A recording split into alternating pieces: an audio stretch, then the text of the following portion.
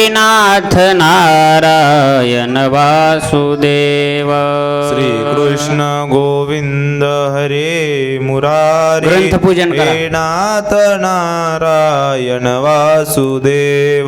हे नाथ नारायण वासुदेव. हे नाथ नारायण वासुदेव. हे नाथ नारायण वासुदेव. हे नाथ नारायण वासुदेव. श्री कृष्ण गोविंद हरे मुरारी. हे नाथ नारायण वासुदेव. श्री कृष्ण गोविंद हरे मुरारी. हे नाथ नारायण वासुदेव. हे नाथ नारायण वासुदेव. हे नाथ नारायण वासुदेव. हे नाथ नारायण वासुदेव. हे नाथ नारायण वासुदेव. श्री कृष्ण गोविंद हरे मुरारी. हे नाथ नारायण वासुदेव. श्री कृष्ण गोविंद हरे मुरारी. हे नाथ नारायण वासुदेव. हे नाथ नारायण वासुदेव. हे नाथ नारायण वासुदेव.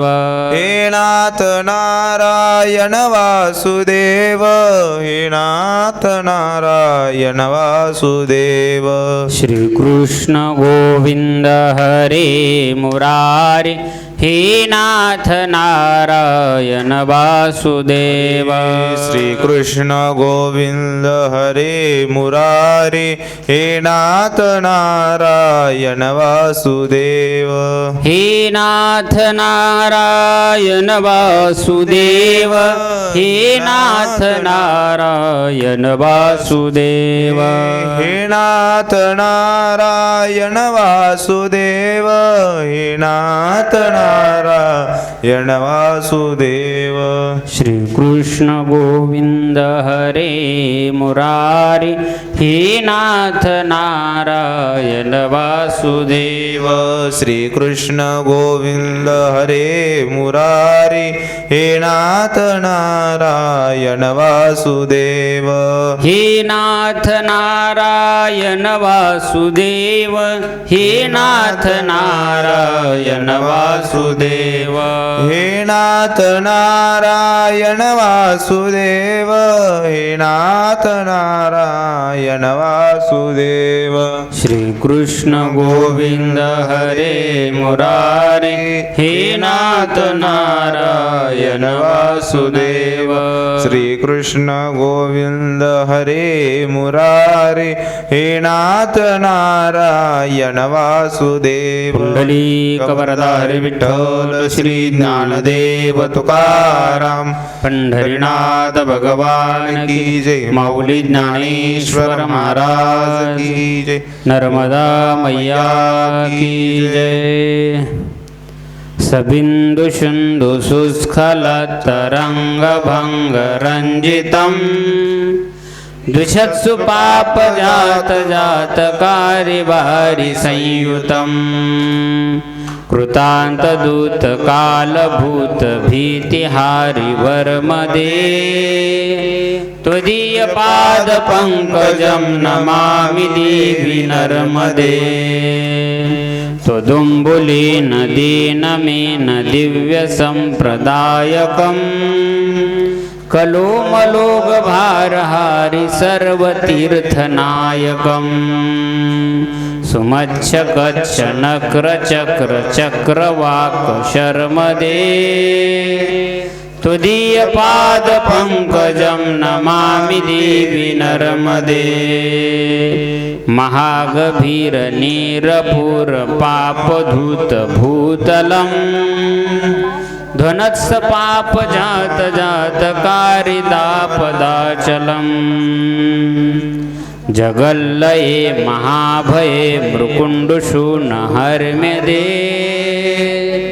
त्वदीयपादपङ्कजं नमामि देवि नर्मदे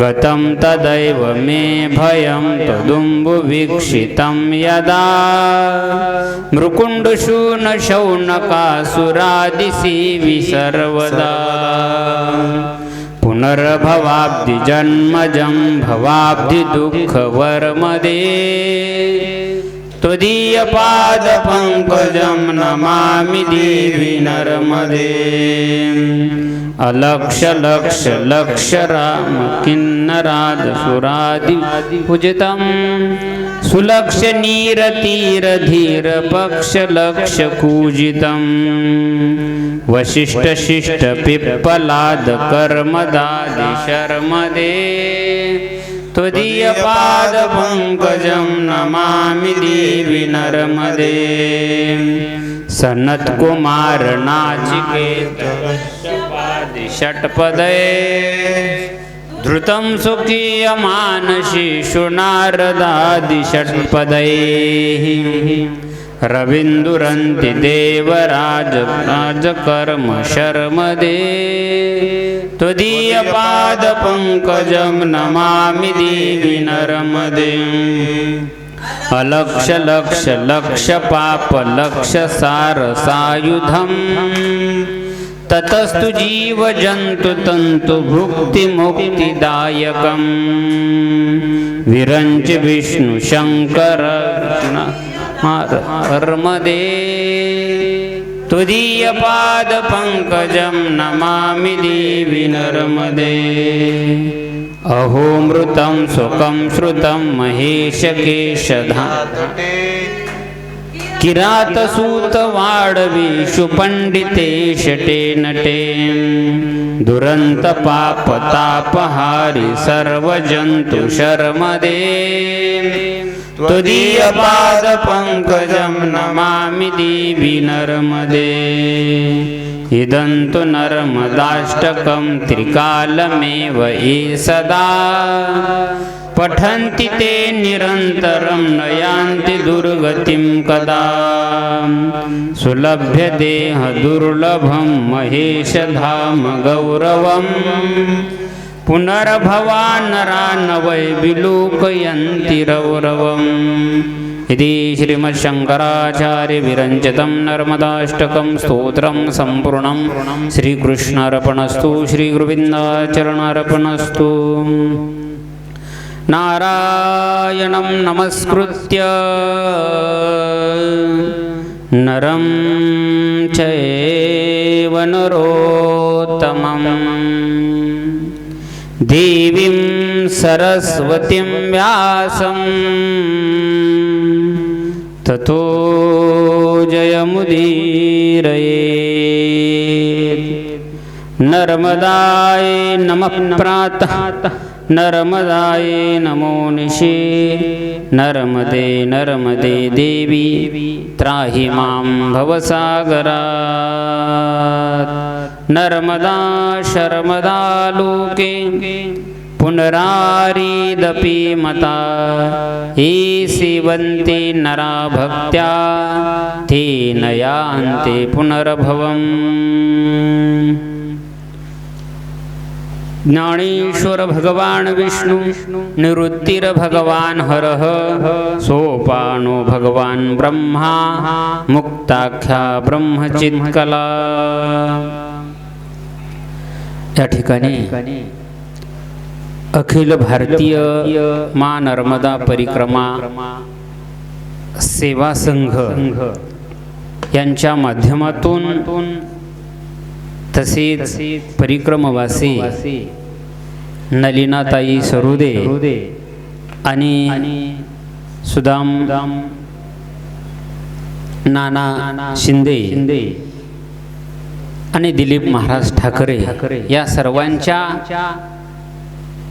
सहकार्याने प्रयत्नाने हा अखंड हरिनाम सप्ताह संकीर्तन ग्रंथराज ज्ञानेश्वरी पारायण काकडा भजन आणि सकाळ संध्याकाळ 2 टाइम कीर्तनाचं सत्र आणि दुपारी 3 ते 4 या 3 ते 5 या वेळामध्ये नर्मदा मैयाची महापुराण कथा या ठिकाणी आपण श्रवण करत आहात. आपण परम भाग्यवान आहात. नर्मदा मातेचं नाव ऐकलं तरी फल तेच आहे, चरित्र ऐकलं फल तेच आहे, तिचं दर्शन जरी दुरून घेतलं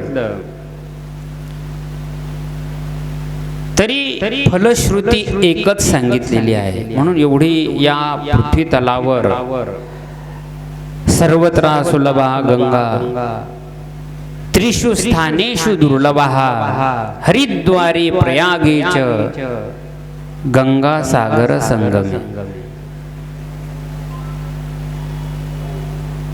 गंगा ही सुलभ आहे, पण कुठं आहे? त्रिस्थानेषु. गंगा ही पवित्र आहे, पण फक्त 3च ठिकाणी. हरिद्वारे, हरिद्वार मध्ये गंगा ही पवित्र आहे. गंगेचं महात्म्य हरिद्वार मध्ये गायलेलं आहे. प्रयागेच, प्रयागाच्या ठिकाणी 2 आणि 3 गंगा सागर संगमे. आणि काशीमध्ये अशा मोजक्या ठिकाणी गंगेचं महात्म्य गायलेलं आहे. गंगासागर, प्रयाग, काशी, हरिद्वार या 4 ठिकाणी गंगा पवित्र मानलेली आहे. सर्वत्र सुलभ. पण नर्मदा मैया कशी आहे? मार्कंड ऋषी धर्मराजाला सांगतात, राजा अरे सर्वत्र सुलभा रेवा, त्रिषु स्थानेषु दुर्लभा, ओंकारोत भृगु क्षेत्री तथा रेवा रिवत्संगमे. ओंकार क्षेत्र, भृगु क्षेत्र आणि रेवा संगम. रेवा सागर म्हणजे समुद्र, त्याला क्षीरसागर म्हणतात. तिथं नर्मदा मैया ही त्याही पेक्षा अत्यंत पवित्र मानलेली आहे. काल आपण नर्मदा मैयाची कथा, मार्कंड ऋषीची कथा, पांडवांचा वनवास आणि नर्मदा मध्येचे काही ऋषीमुनींना गायलेली स्तुती आपण पाहिली. या भूतलावर अनेक नद्या आहेत. किती नद्या आहेत? ह्या का जन्माला आल्या, का निर्माण झाल्या? प्रत्येकीचं कारण वेगवेगळे. ही नदी कशासाठी आहे? भगवान परमात्मा. पर्वत कशासाठी आहे? तर या जगामध्ये 3.5 कोटी प्रकारचे तीर्थ आहेत. काही भौम तीर्थ आहेत, काही मानस तीर्थ आहेत. तीर्थ त्यालाच म्हणतात तत्तारयती तीर्थः. जे या भवसागरातून तुम्हा आम्हाला पहिलं तीराला नेतात त्याला तीर्थ म्हणतात. तीर्थाची गणना पुराणामध्ये अनेक प्रकाराने केलेली आहे. तीर्थयात्रा कशी करायची? एवढ्या तीर्थाला आपण जाऊ शकत नाही. या भूतलावर 3.5 कोटी तीर्थ आहेत, पण या भूमंडळावरची जेवढी तीर्थ आहेत तेवढेही तीर्थ नर्मदा मैयामध्ये स्नान करण्यासाठी येतात, पवित्र होण्यासाठी येतात. कारण शास्त्राचं विधान आहे, यस्य हस्तोच पादोच मनश्चैव संयुक्तः विद्या तपस्कीर्तिश्च स तीर्थ फलमश्नुते. आपण जी यात्रा करतो, हस्तो पवित्रो यदि दान पुण्यो, पादो पवित्रो यदि तीर्थ यात्रा. आपले पाय पवित्र करायचे असेल तर त्या पायानं तीर्थयात्रा केली पाहिजे. तुकोबराय म्हणतात, जव हे सकळ सिद्ध आहे, हात चालावया पाये, तव तू आपले सोहित पाये, तीर्थयात्रे जाय चुको नको. मग तीर्थयात्रा पादो पवित्र मन पवित्र आपलं मन पवित्र करण्यासाठी. मग तुम्ही म्हणाल मन पवित्र तीर्थानं होते का? हो, ज्याचं मन ठिकाण्यावर आहे त्याचं मन पवित्र होते. नाही तर ज्ञानोबा म्हणतात त्रिवेणी संगमी नाना तीर्थ भ्रमी चित्त नाही नामी तरी ते व्यर्थ. तीर्थयात्रा केल्यानं काय काय पवित्र होतो. पाय पवित्र होतात, मन पवित्र होते. आपण केलेली विद्या आहे ती पवित्र करण्यासाठी, विद्येला प्राधान्य मिळण्यासाठी आपली जी विद्या आहे, श्री गुरुकडच्या आश्रमामध्ये जाऊन आपण विद्या ग्रहण केली असेल, ते विद्येचं ज्ञान टिकावं तेव्हा तीर्थयात्रा करावी. नाथ महाराजांनी जनार्दन स्वामीकडून अनुग्रह घेतल्याच्या नंतर तीर्थयात्रा सुरू केली. संपूर्ण भारताची तीर्थयात्रा केली. नामदेव महाराजांनी भक्ती केली, भक्तीत कच्चे ठरले. पांडुरंगाने परीक्षा घेऊन नामदेव महाराजांना औंढ्याला पाठवलं आणि औंढ्याचे सद्गुरु श्री गुरु असणारे नामा म्हणे मज. नामदेव महाराज म्हणतात, माझी मला ज्यांनी ओळख करून दिलेली आहे, माझी मला ज्यांनी प्रचिती करून दिलेली आहे, अशी विसोबा खेचर महाराजांची मला भेट झाली. नामा म्हणे खेचर पायी ओळख झाली सर्वाठाई. मग गुरु केल्याच्या नंतर भगवान म्हणतात, नामदेवा आता तू खरा पक्का झाला, आता तीर्थयात्रेला जा.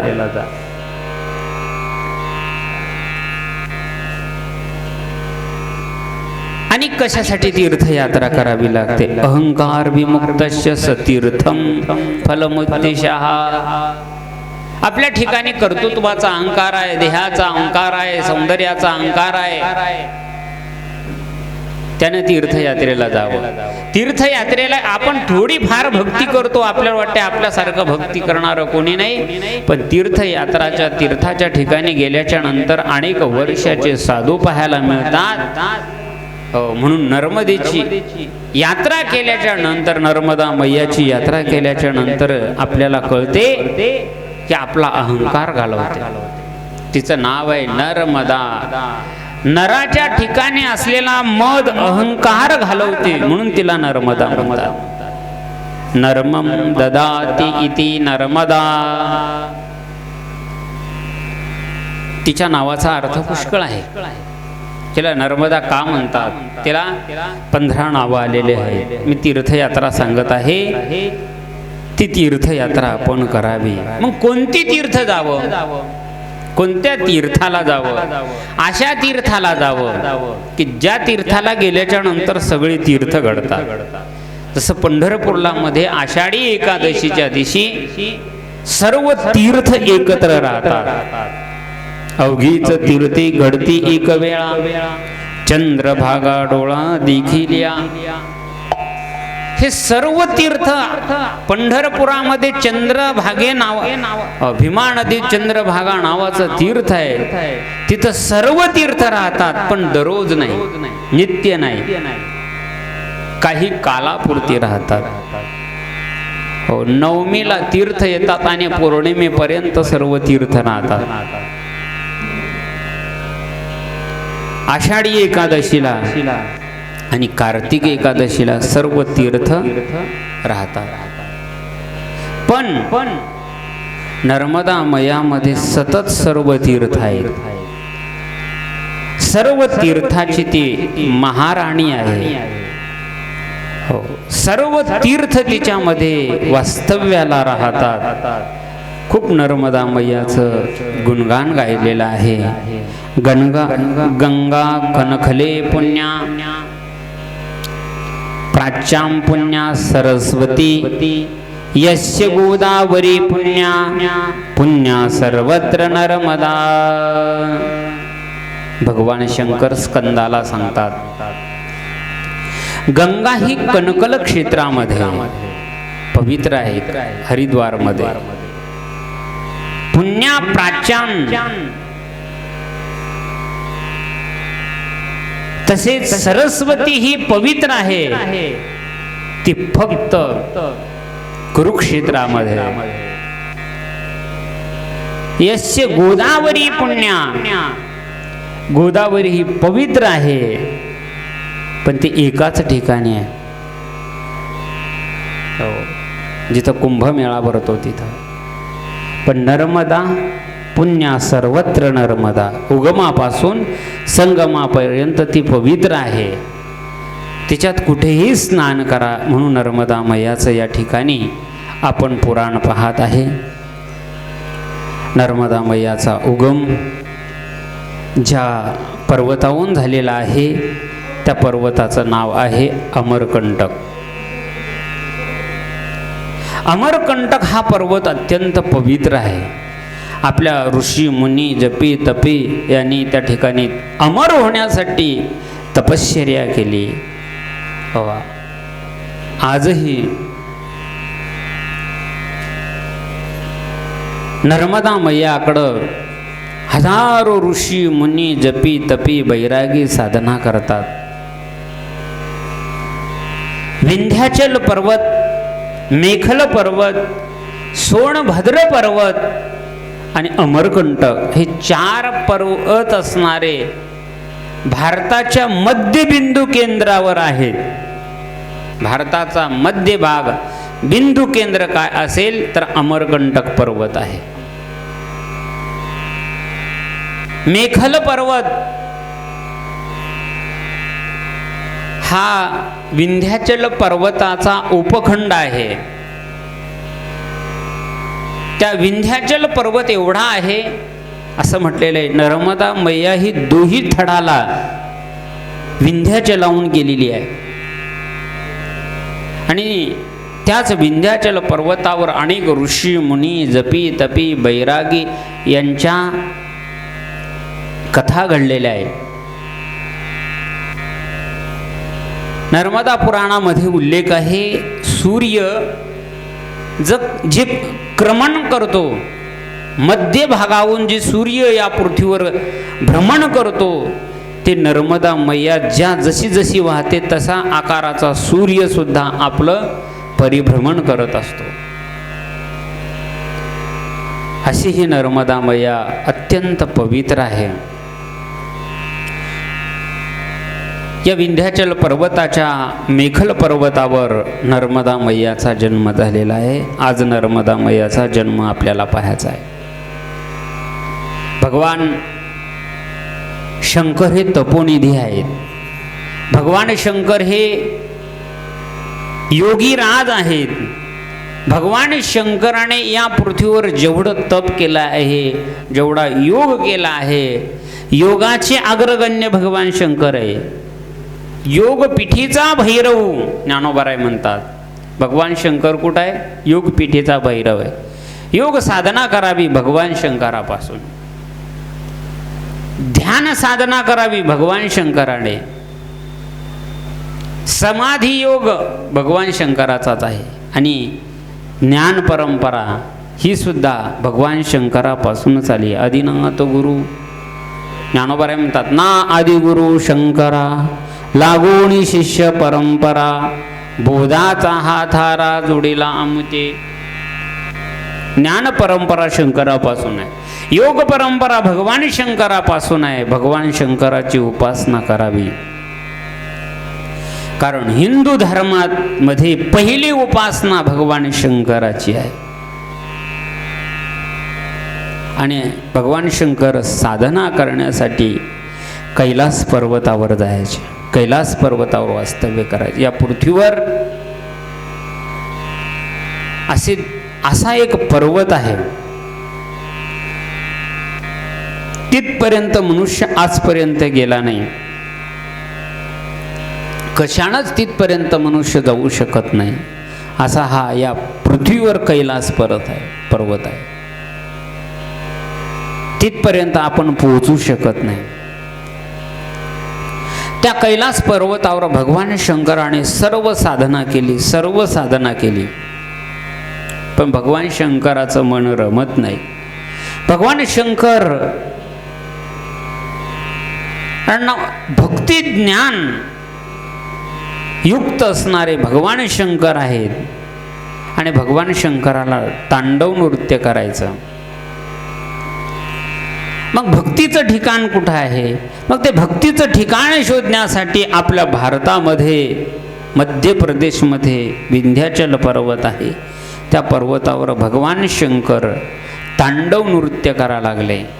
एवढं तांडव नृत्य केलं आणि तांडव नृत्य करून भगवान शंकर ध्यान मुद्रा लावले. भगवान शंकराच्या शरीरातून अत्यंत उष्ण असणाऱ्या धारा निर्माण झाल्या आणि एक बिंदू भगवान शंकराच्या माथ्यावर निर्माण झाला. एक बिंदू, आणि तो बिंदू नव्हता, तो सिंधू होता.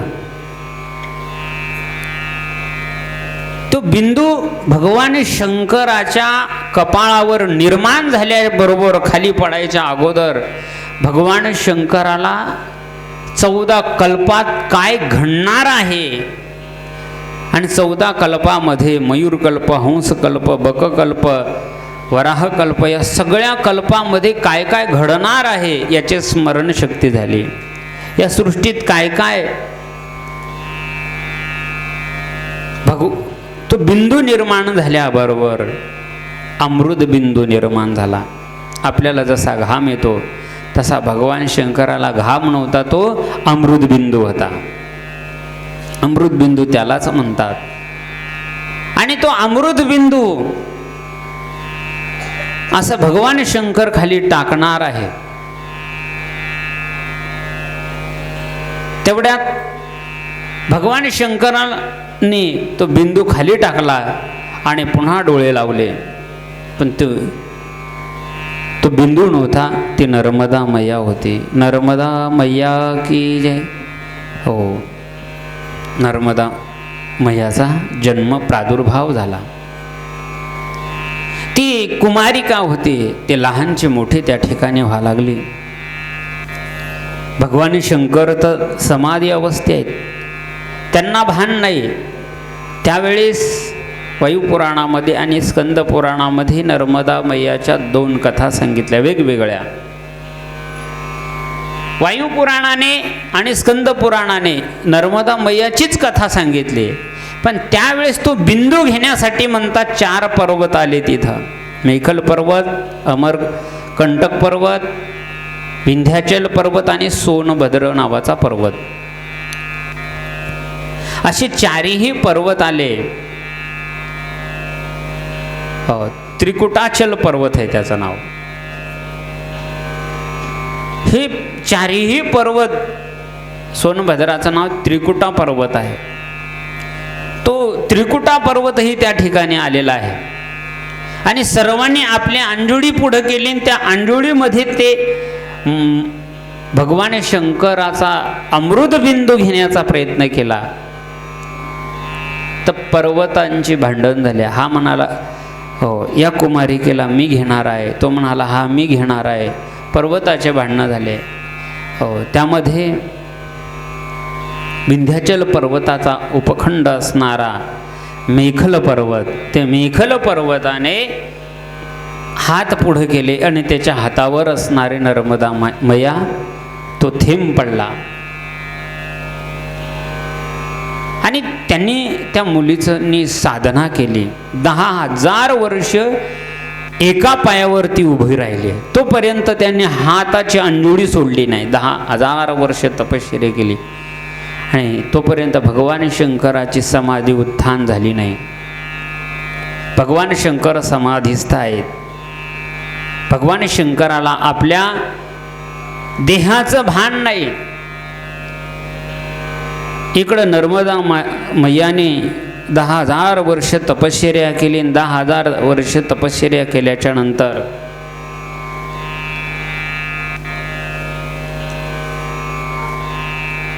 नर्मदा मैया मेखल पर्वताने राजाचा राजवाडा होता, पर्वताचा राजवाडा होता, तिचं पालन पोषण केलं.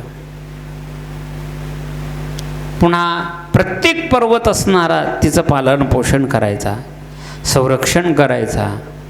आणि काही कालाने भगवान शंकर समाधी अवस्थेतून असणारे उत्थान पावलेले आहेत. आणि त्या मुलीला विचारतात, बाळा तू कोण आहे? मार्कंडेय ऋषी असणारे धर्मराजाला सांगतात, राजा, महामुनी मार्कंडेय मुनी सांगतात की राजा, भगवान शंकर विचारतात तिला, हे बेटी तू कैसी चली, कहाँ से आई, कहाँ से तपश्चर्या करी, तू कुठून आली, कोण आहेस, तू या ठिकाणी काय तपश्चर्येचं साधन काय आहे? तिनं आपला परिचय दिला. 7 पर्वत मानवी रूप धारण करून भगवान शंकराजवळ आले आणि सर्व पर्वत भगवान शंकराशी बोलाले, बोले बाबा, ही आपकी बेटी आहे, ही आपली मुलगी आहे. भगवान शंकराला जाण करून दिली या पर्वताने. मग भगवान शंकर तिला विचारतात, तू एवढी साधना केली, कशासाठी साधना केली? तिनं सांगितलं, बोले बाबा, मी तुमच्याकडे साधना करत आहे ती फक्त वर मागण्यासाठी.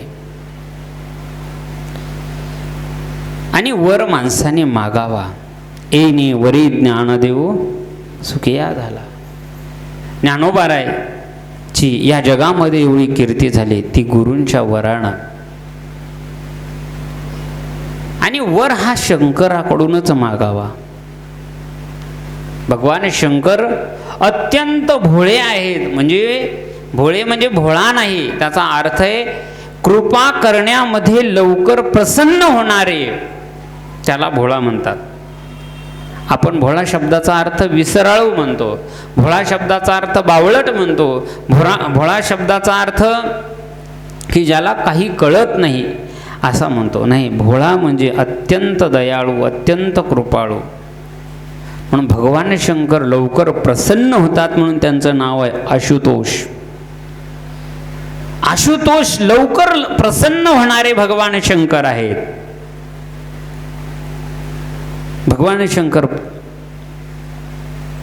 नर्मदा मैयावर प्रसन्न झालेले आहेत. आणि वर मागायचा असेल तर आगून ज्याच्याकडे वर मागायचा आहे त्याला प्रसन्न केलं पाहिजेत. आपल्या संतांनी अगोदर देवाला प्रसन्न करून घेतलेलं आहे, स्तुती केलीच आणि नंतर त्यांच्याकडून मागितलेले. श्री अनंता मधुसूदना पद्मनाभा नारायण अशी स्तुती केली, नंतर मग तुका आला लोटांगणी. हो, नंतर मग त्यांना मागितलेले. अगोदर स्तुती करावी. तशी नर्मदा मैयाने भगवान शंकराची स्तुती गायलेली आहे.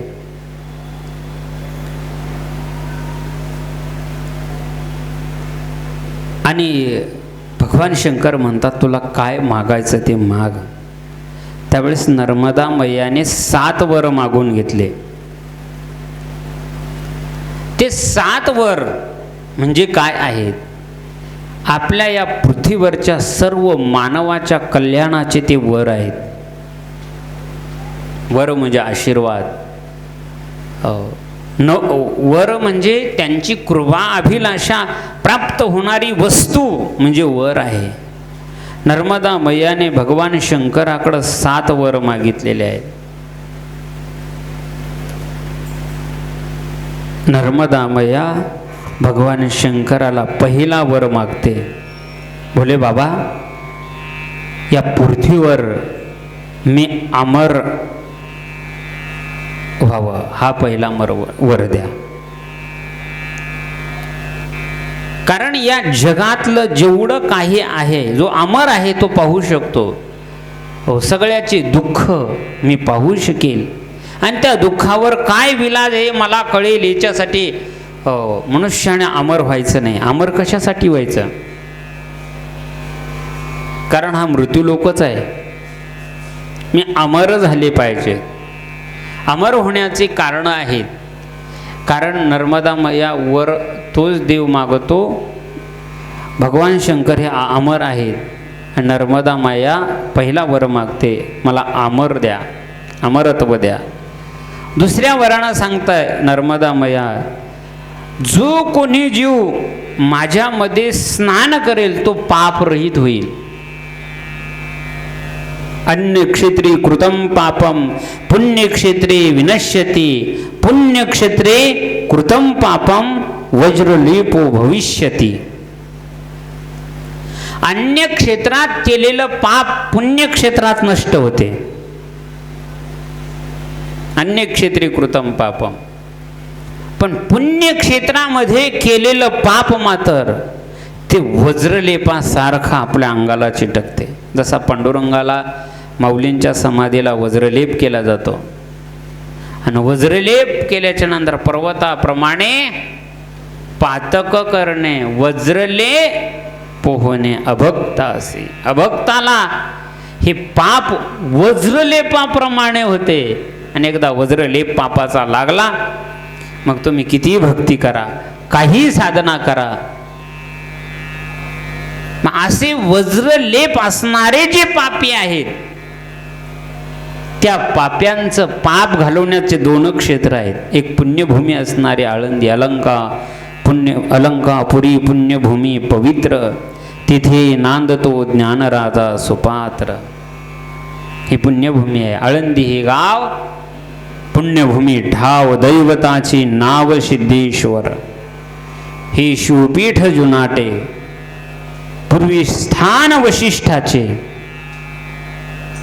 वशिष्ठ ऋषींनी या ठिकाणी तपस्या केलेली आहे. मला सांगायचे की जगात जेवढे म्हणून असं वज्रलेप असलेले पापी आहेत आणि अशा पाप्याने माझ्यामध्ये स्नान केलं असेल त्यांचं पाप जावं. हे छोटे छोटे पाप नाहीत. पाप उपपाप महापाप खूप आहेत. अग्निदो गर्दशेव शस्त्रपाणी धनापा शस्त्रधार हडशेव षडते अततायिनः ब्रह्महत्या सुरापानम स्थैर्यम गुरुवाम गमहा. हे पाप आहेत, महापाप आहेत, उपपाप आहेत. पापाचे इतके प्रकार आहेत, ते पाप पाप सांगता सांगता आपण पापी बनेली एवढं पाप आहेत. इतके पापाचे प्रकार आहेत. हो, पण असेही पाप हे वज्रलेप नाहीत पाप. महापाप म्हणजे वज्रलेप नाही. हे वज्रलेप पाप ते असते की ते, हो ज्ञानोबराय तुकोबराय एका चरणात सांगतात, मन संकल्पाची पापे न जाती तीर्थाची आबापे. शरीरानं केलेली पाप ती वेगळे आहे, ते जाऊ शकतात, पण मनानं केलेलं पाप हे कुठंच जाऊ शकत नाही, कुठंच जात नाही. हो, ते वज्रलेप होऊन राहते. पण असंही वज्रलेप झालेलं जे पापी आहेत त्यांचं पाप घालवण्याचं सामर्थ्य माझ्यामध्ये द्या. ही नर्मदा माया दुसऱ्या वरांवर मागते. हे नर्मदा मैयाचे एक एक वर आहेत. भगवान शंकर प्रसन्न झालेले आहेत आणि सांगतात, हे कुमारिका, हे बालिका, हो या दोन वर घेऊन तू काय करणार? अमर होणार सगळ्यांचे सुख दुःख जाणण्यासाठी.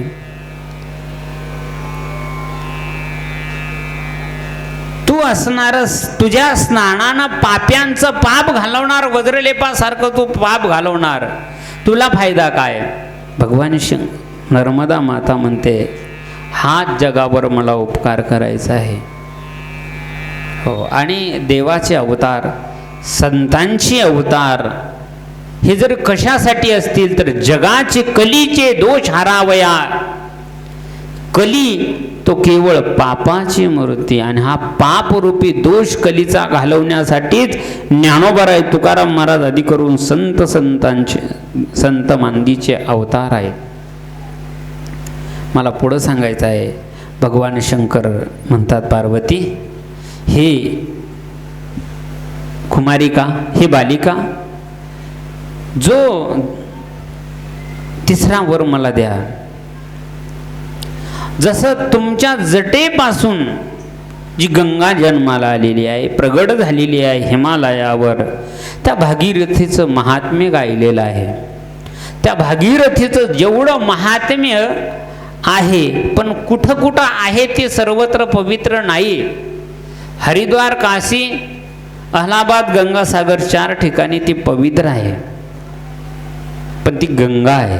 गंगा गंगेति योव्रियात योजनाम शतैरपिः मुच्यते सर्व पापेभ्यो विष्णुलोकम सगच्छति. त्या गंगेचं पाप गंगा गंगा गंगा असं म्हटलं तर ती आपलं पाप घालते. वाची म्हणता गंगा गंगा सकळ दोष जाती भंगा, दृष्टी पडता ब्रह्मगिरी त्यासी नाही यमपुरी. तिचं नामस्मरण केल्याच्या नंतर ती गंगा तुमचं जसं पाप घालवते, दोष घालवते, तसं गंगेची जशी महती आहे ती उत्तर भारतात आहे, पण दक्षिण भागामध्ये, भारताच्या दक्षिण भागामध्ये माझं प्राधान्य तसं असावं. म्हणून गंगेला नर्मदेत स्नान केल्याच्या नंतर गंगेमध्ये स्नान करायची आवश्यकता नाही, पण गंगेमध्ये स्नान करून जी पापं जात नाही ती पापं मात्र नर्मदेत स्नान केल्यानं जातात. असं म्हटलेलं आहे. गंगेच्या काठावर स्नान करून केलेलं 12 वर्षाचं तप आणि नर्मदा मातेला लांबून तिच्या काठावर उभं राहून तिचे दर्शन घेतलं तर फल तेवढंच आहे. एका क्षणात 12,000 वर्षाचं तप नर्मदे मैयामध्ये प्राप्त होते. म्हणून मला गंगेची उपमा द्या.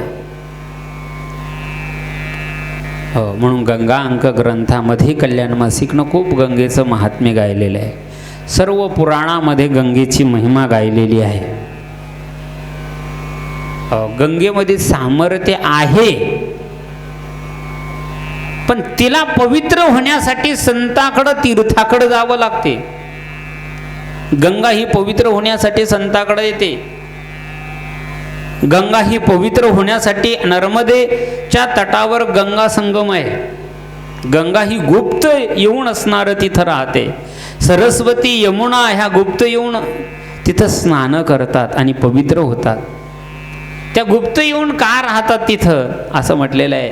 त्या म्हणतात सगळ्या ऋषी मुनी जपी तप्यांना कळालं की जे आमच्यामध्ये पाप धुतात त्यांना कळालं तर ते पुन्हा आमच्याकडे येणार नाही, म्हणून चोरून येऊन स्नान करतात. म्हणून माझं प्राधान्य वाढलं पाहिजेत, हा वर द्या. 4था वर नर्मदा मैया भगवान शंकराला मागते की सर्व तीर्थाचं स्नानाचं जे फल आहे ते फल माझ्या दर्शन मात्राने झालं पाहिजे. सर्व तीर्थाचं स्नान माझ्या दर्शन मात्राने झालं पाहिजे. 5वा वर नर्मदा माता भगवान शंकराला मागते, हे देवादिदेव, माझ्या दर्शनाने सगळ्या जीवाला मुक्ती प्राप्त होते. 6वा वर मागते, पार्वती सहित आपण स्वतः माझ्या जलामध्ये वास्तव्य करा. आजही भगवान शंकर आणि पार्वती माता यांची प्रचिती, यांचं दर्शन जर घ्यायचं असेल तर नर्मदा मातेमध्ये तुम्ही जा. कुठेही स्नान करा, तुम्ही कसंही स्नान करा, तुम्हाला दर्शनाची प्रचिती आल्याशिवाय राहणार नाही. गौरी शंकर महाराज होते. आजही त्यांचा खांडवा तिकडं नर्मदेच्या तटावर खूप आश्रम आहेत. त्यांना धुलीवाले दादा म्हणतात. आणि त्यांची पूर्व संन्यास दीक्षा झाल्याच्या नंतर गौरी शंकर हे नाव होतं. त्यांनी नर्मदा मैयाच्या 40 प्रदक्षिणा केल्या. 40 त्या काय एका वर्षाला एक नाही, 3 वर्ष 3 महिने आणि 13 दिवस अशा 40 प्रदक्षिणा त्यांनी केल्या गौरी शंकर महाराजांच्या. स्वामी गौरी शंकर आनंद खूप अधिकारी मोठे होते. आणि गौरी शंकर महाराजांनी एवढ्या प्रदक्षिणा केल्या आणि त्यांच्याबरोबर पुष्कळ लोक असणारे त्यांची सेवेला राहत होते. ते म्हणाले, भगवान शंकर आणि पार्वती माता ह्या साक्षात नर्मदेच्या तटावर वास्तव्य करतात, त्यांनी मला दर्शन दिलं नाही. एका ठिकाणी ते चातुर्मासाला थांबले, खंत करायचे. पुष्कळ लोक त्यांच्या सेवेला राहायचे. त्यांनी ठरवलं, आता मैया एवढ्या परिक्रमा करूनही आपल्याला भगवान शंकर आणि पार्वती माता दर्शन देत नाहीत. रात्री 2 वाजता उठले. सर्व असणारे त्यांचे सेवेधारी होते, सगळे झोपलेले आहेत. आणि नर्मदा मैयाच्या तटावर जाऊन त्यांनी खूप नर्मदा, चातुर्मासामध्ये नर्मदा मैयाला पाणी येते आणि पूर आलेला आहे आणि अशा पुरामध्ये गेलेले आहेत. ते जसे जसे आत चाले तसं पाणी कमी झालेलं आहे. चालत गेले मध्य भागापर्यंत आणि पूर तर अथांग आला आणि त्यांचा पाण्याला स्पर्श नाही. तेवढ्यात मध्य भागात आल्याच्या नंतर एक बालिका होती, आमच्या या परिदिदीसारखी, आणि ती म्हणाली, बाबाजी यहाँ से क्या करते तुम्ही काय करता इथं? तिने सांगितलं, एवढी रात्र आहे, एवढ्या रात्रीमध्ये तू कोण आहे? तुम्ही जिच्या प्राप्तीसाठी परिक्रमा करत आहे तीच मी नर्मदा मैया आहे. भगवान गौरी शंकर स्वामी म्हणतात, हे मैया, मी तुझ्या 40 परिक्रमा केल्या, माझ्या जीवनात आजपर्यंत भगवान शंकराचं दर्शन नाही आणि पार्वती मातेचं दर्शन नाही. त्यावेळेस ती नर्मदा मैया प्रचिती सांगते, महाराजजी, तुम्ही 40 परिक्रमा केल्या आणि तुमच्या परिक्रमा जशी सुरू केली, 3 परिक्रमा पूर्ण झाल्या, तशी तुमच्या सेवेमध्ये एक कुटुंब आहे आणि ती तुमच्या आचारी काम करतात, तुमचे कपडे धुतात, ते प्रत्यक्ष भोले बाबा आहेत. आणि जिथं जी तुमचा स्वयंपाक करते तीच पार्वती माता आहे. त्यांना प्रचिती आली आणि आश्रमामध्ये आले आणि येऊन पाहतात तर भगवान शंकर आणि पार्वती माताची त्यांना प्रचिती आली आणि त्यांनी तिथंच त्यांच्या हस्ते दर्शन घेतलं आणि भगवान शंकर आणि गौरी शंकर स्वामींना त्या ठिकाणी समाधी दिली. मला सांगायचं की मग त्यांचं नाव प्राप्त झालं गौरी शंकर. शंकर आणि पार्वती मातेनं त्यांना दर्शन दिलं आणि त्यांचं नाव झालं गौरी शंकर. नर्मदा मैया ही वर मागून घेते भगवान शंकराला, माझ्या तीर्थामध्ये, माझ्या पाण्यामध्ये सतत तुम्ही वास्तव्य करा. आजही नर्मदेच्या प्रत्येक पाण्याच्या कर्मे शंकर आहे, प्रत्येक कणात एक एक शंकर आहे. हो, आणि कुठलाही नर्मदेश्वर आणला आपण आणि घरी जर आणला, कुठल्या ब्राह्मणाला आणून त्याचा विधी पाहावा लागत नाही, तिथी पाहावी लागत नाही, कारण तो पवित्रच आहे. आपण केलेली जी मूर्ती आहे, केलेलं जे हो त्याच्यावर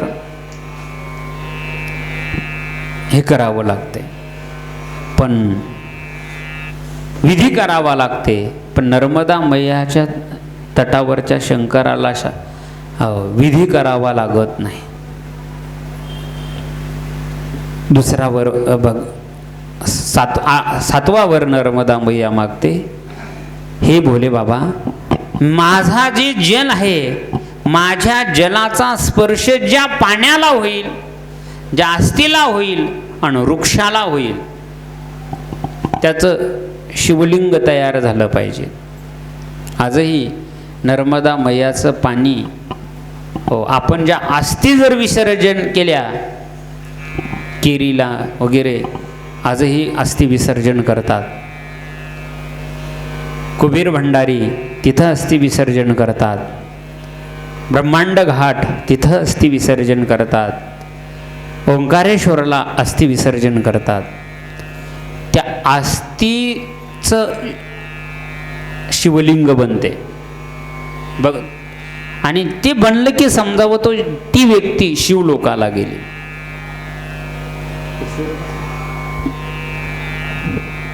बैराम महाराज खुर्चीवर बसा, त्रास होणार, बसा. मला सांगायचं आहे, हे 7 वर माझ्या जलस्पर्श ज्या ज्या ठिकाणी होईल तिथं आपलं स्वरूप राहिलं पाहिजे. आणि 4था वर झालं की माझ्या नावाच्या नंतर तुमचं नाव प्राप्त झालं पाहिजे, म्हणून नर्मदे हर असा उच्चार केला जातो. अशी ही नर्मदा मैयाची ही कहाणी आहे. आता हे नर्मदा मैया भगवान शंकराने डोळे लावले आणि भगवान शंकराने ती कुमारिका मेखल पर्वताच्या ताब्यात दिली आणि भगवान शंकर अदृश्य रूप झालं. भगवान शंकर तिथं अदृश्य झाले. तथास्तु म्हणून भगवान शंकर आशुतोष भगवान शंकराने नर्मदा मैयाला हे वर दिलेले आहेत. हा वर नसून नर्मदा मातेच्या निमित्तानं संपूर्ण जगाला आशीर्वाद दिलेला आहे. पुढे ही नर्मदा मैया मेखल पर्वतातून, आता काही पुराणामध्ये ती कथा नाही पण वायुपुराणामध्ये कथा आली नर्मदा मैयाची जन्म कहाणी. भगवान शंकरापासून झाल्याच्या नंतर मेखल पर्वतानं तिचं पालन पोषण केलं. मग मेखल पर्वताला कुमार मुलगा नसल्यामुळं नर्मदा मैयाचं पालन पोषण केलं. मेखल पर्वत खूप दिवस तिला कुमारी केला आणि ती लग्नाच्या वयात आली. आणि लग्नाच्या वयात आल्याच्या नंतर त्यांचा एक मित्र राजा सोनिपा, त्याचा मुलगा सोनभद्र, सोनिपाबरोबर मित्र असल्यामुळं त्या पर्वतावर जाऊन मेखल पर्वताने ठरवलं की हिचा विवाह करायचा. त्रिकुटाचल त्याचा विवाह करायचा नर्मदा मैयाचा, म्हणून आपला मुलगा असणारा सोनभद्र हा मुलगा तुमचा आमच्या मुलीला द्या, म्हणजे नर्मदा मैयाला द्या, अशी कथा सांगितल्या जाते वायुपुराणामधली.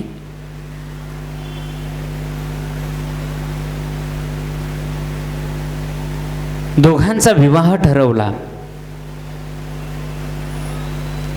मग राजाचा मुलगा असल्यामुळे सोनभद्र हा एका इंद्रानं प्राप्त दिलेला जो घोडा आहे, इंद्रानं दिलेल्या घोड्यावर बसून सोनभद्र, त्याचं नाव होतं सोनभद्र.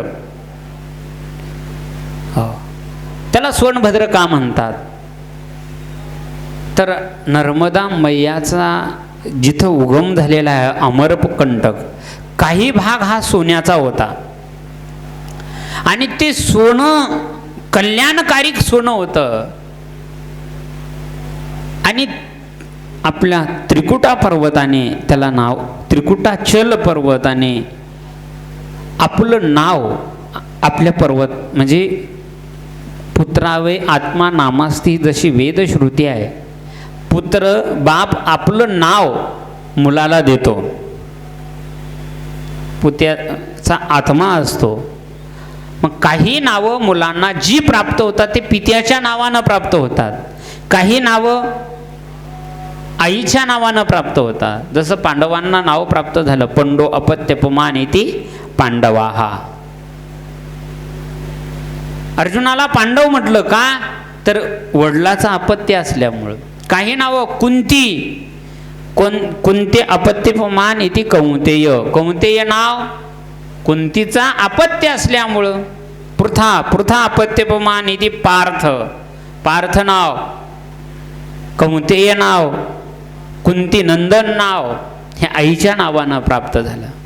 भगवंताला वासुदेवाचा अपत्य असल्यामुळं वासुदेव, देवकी परमानंदम, देवकीला आनंद देणारा, परमानंद प्राप्त करणारे असल्यामुळं जसे आईच्या नावानं आणि वडिलाच्या नावानं नाव प्राप्त होत होता, म्हणून त्यांनी आपल्याला नाव दिलं सोनभद्र.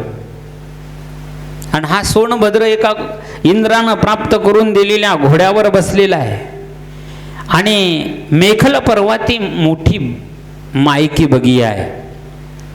म्हणजे आजही ती बगीचा आहे. परिक्रमावासी ओलांडत नाही, तिथं जातात. नर्मदा मैयाचं जल त्या ठिकाणी, संकल्पित जल नर्मदा मैयाच्या तिथं अंगावर टाकतात. हो, त्या मायकी बगियामध्ये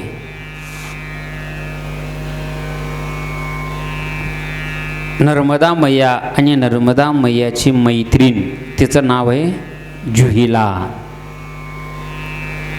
ही जुहिला सामान्य नव्हती. ही जुहिला जुहेश्वर नावाच्या ऋषीची कन्या होती. पण ते ऋषी असणाऱ्या त्यांनी स्वतः भगवान शंकराने विष प्राशन केल्याच्या नंतर ते विष प्राशन भगवान शंकराच्या अंगातून ज्वाळा निर्माण होत होत्या आणि त्या ज्वाळेला त्यांनी कंटाळलं आणि स्वतः भगवान शंकराच्या ज्वाळा आपल्या शरीरामध्ये घेतल्या आणि स्वतः या पृथ्वीमध्ये ते विलीन झाले. त्यांची कन्या ही जुहिला. ती जुहिला नर्मदा मैयाची मैत्रीण. तिला घेऊन असणारी नर्मदा मैया बागेमध्ये फिरत होती. आता तिचं नाव आहे मायकी बगिया. त्या बगियामध्ये असणारी नर्मदा मैया फिरा लागली आणि नर्मदा मैया फिरत फिरत असताना एक दिवस हा सोनभद्र आला आणि सोनभद्र आल्याच्या नंतर त्यांनी गेटवरच्या सेवकांना सांगितलं, मी सोनभद्र आलेलो आहे म्हणून नर्मदा मैयाला निरोप द्या. कारण मायकी बगियामध्ये नर्मदा मैयाशिवाय आणि तिच्या मैत्रिणीशिवाय आत कोणीही जाऊ शकत नव्हते. कारण ती नर्मदा मैयाची बगीचा होती, कुमारिका होती ती. तिच्याकडं कोणीही पाहू शकत नव्हतं. अनेक राजकुमार विमानानं आकाशानं विहार करून पाहायचे, पण ती मेखल पर्वताने ती मायकी बगिया अशी निर्माण केली होती. तिथं विहार करणारी नर्मदा मैया त्याच्यात बगीच्यामध्ये दिसत नव्हती. आजही ती बगीचा आहे. हो, त्या बगीच्यामध्ये अनेक वनस्पती आहे. सर्व या पृथ्वीवर जेवढ्या म्हणून काही औषधी आहेत तेवढ्याही औषधी मायकी बगियामध्ये आहे. हो, आणि त्या नर्मदा मैयाकडं तो निरोप आला. नर्मदा मैयाने सांगितलं की हा निरोप कोणाकडून आला? दासीकडून आला. दासीला सांगितलं, जा माझ्या पित्याला सांगा की या पृथ्वीवर अपूर्व असणारं एक फूल आहे. त्या फुलाचं नाव काय आहे? गुलबकावली का फूल. गुलबकावलीचं फूल अपूर्व फूल आहे. आजही ते गुलबकावलीचं फुलाची गरज आहे बरं का.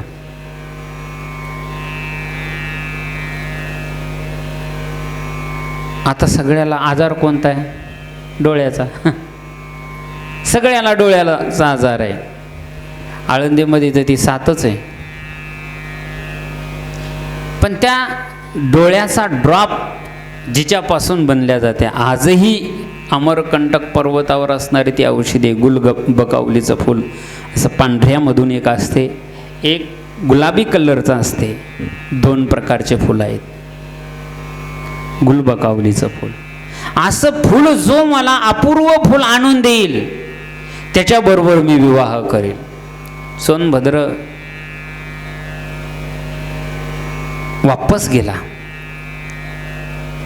माईके बगियामध्ये आला आणि तिथून तो वापस गेला.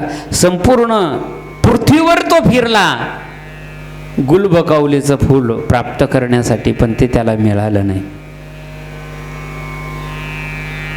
मग शेवटी तो शरण आला, विंध्याचल पर्वताकडे गेला. विंध्याचल पर्वताने गुलबकावलीच्या फुलाचा परिचय दिला.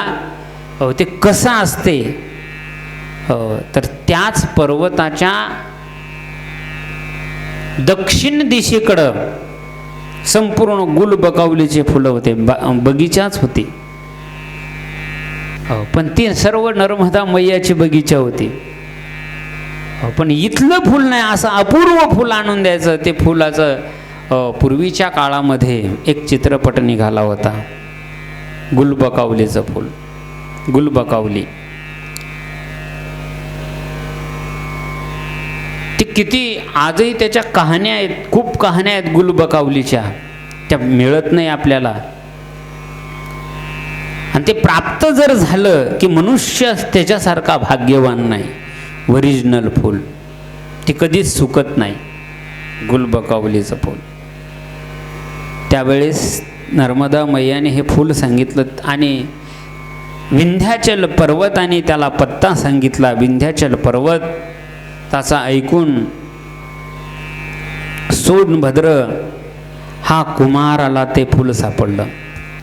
आणि फूल सापडल्याच्या नंतर एवढा आनंद झाला, एवढा आनंद झाला, ते फूल घेऊन तो सोनभद्र असणारा इंद्रानं दिलेल्या घोड्यावर स्वार झाला.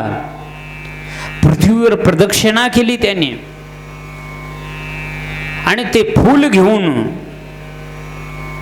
पुन्हा मेखल पर्वतावर आला. आणि मेखल पर्वतावर आल्याच्या नंतर त्याला खूप आनंद झाला. ते फूल मला सापडलेलं आहे. ते फूल घेऊन त्या फुलाचा आनंद घेण्यासाठी तिथं आलेला आहे आणि नर्मदा मैयाच्या बगीच्यामध्ये गेला. पुन्हा त्यांनी सांगितलं, हे गुलबकावलीचं फूल मला प्राप्त झालेलं आहे. मग त्यावेळेस तो आलेला आहे. जुहीला म्हणते, हे मा नर्मदा, तो सोनभद्र तुझ्याकडे तो फूल घेऊन आलेला आहे. हो, ते फूल जरी हातात असेल तरी शुभ शकुन व्हायचे म्हणतात. त्याला मागचं पुढचं ज्ञान कळायचं. आजही ते फुलं जर पाहायचे असेल तर नर्मदेच्या अमरकंटक पर्वतावर, सोनभद्र पर्वतावर आणि विंध्याचल मेखल पर्वतावर ही फुलं सापडतात. पण भाग्यवानाला सापडतात, कोणालाही नाही. हो, आता काही तिथं डुप्लिकेट ओरिजिनल फुलं भेटतच नाही. कोणी असणारं तिथं आता बगीचाच तयार करायला लागले. गुलबकावलीचं फूल जुहीला सांगितलं, सोनभद्र आलेला आहे. त्यावेळेस नर्मदा माता म्हणते, जा, तो कसा आहे तू पाहून ये. आता ही म्हणाली, नर्मदा मैया, मी दासी आहे आणि दासीला जसं वस्त्र, जसं अन्न मिळेल तसं राहावं लागतं. मी दासी असल्यामुळं मी तिथपर्यंत जाऊन पोहोचू शकत नाही. तो राजकुमार आहे आणि त्याच्या हातामध्ये गुलबकावलीचं फूल आहे आणि माझं सौंदर्य हे संपूर्ण नष्ट झालेलं आहे. हो, मला सौंदर्य नाही. मला सौंदर्य येण्यासाठी तू मला तुझा ड्रेस दे.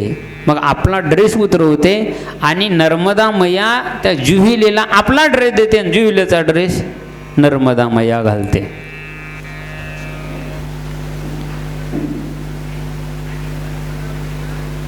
नर्मदा मैयानं तो तिचा पोशाख घातलेला आहे. आता वस्त्र कोणाचं घातलं म्हणजे परिवर्तन होते असं नाही. आता काही राजांचे कपडे, राजपोशाख असणारा आपले सामान्य माणसं घालतात म्हणजे राजा होतात का? नाही, नाही. राजाचा, पंतप्रधानाचा कोट आहे आणि आपण घातला, आपण पंतप्रधान झालो का? नाही. वस्त्रावर तुमची किंमत नाही, तुमच्या ज्ञानावर तुमची किंमत असते. हो, तुम्ही कोणत्या ठिकाणावर बसलेले आहेत त्याच्यावर तुमची किंमत या ठिकाणी ठरवल्या जाते. म्हणून मला सांगायचं आहे, ती म्हणा लागले, मैया तुझे कपडे मला दे. आता मी हिंदीतलं मराठीमध्ये सांगायला लागलो बरं का, कारण याच्यात संपूर्ण नेमाडी भाषा आहे. नर्मदा पुराण खंडामध्ये संपूर्ण नेमाडी भाषा आहे आणि त्या नेमाडी भाषेतून पुन्हा हिंदी करायचं नाही, हिंदीतलं पुन्हा मराठी करायचं. खूप ज्ञानेश्वरीवर गाथ्यावर चिंतन करणं सोपं आहे, पण नर्मदा पुराणावर चिंतन करणं खूप अवघड आहे.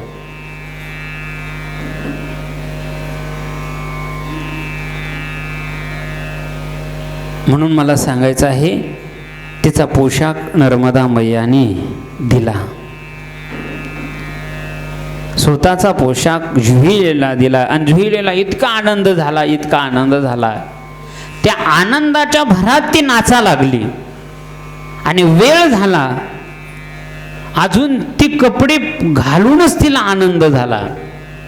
अजून आजपर्यंत ती तिथपर्यंत पोचली नाही. तो आनंद पाहत पाहत पाहत असणार ती गेली.